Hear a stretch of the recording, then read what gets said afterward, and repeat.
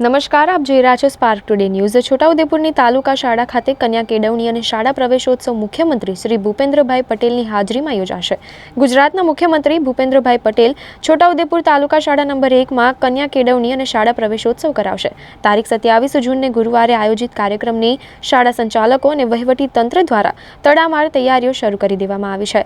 હાલ સ્કૂલને રંગરોગાન કરવામાં આવી રહ્યું છે અને શાળામાં સાફ સફાઈ કરવામાં આવી રહી છે અને માનનીય મુખ્યમંત્રી શ્રીને આવકારવા પૂર્વ તૈયારીઓ શરૂ કરી દેવામાં આવી છે।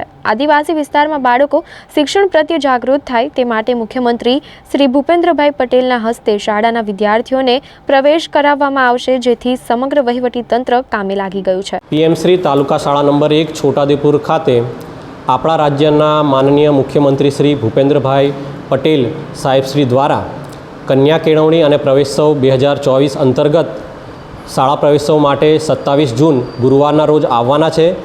તેઓના આગમનને લઈને અહીં શાળામાં સંપૂર્ણ તૈયારી ચાલુ કરી દેવામાં આવી છે। રાઠવા કલ્પેશ કુમાર ફુલસિંહભાઈ, આચાર્ય, તાલુકા શાળા નંબર 1।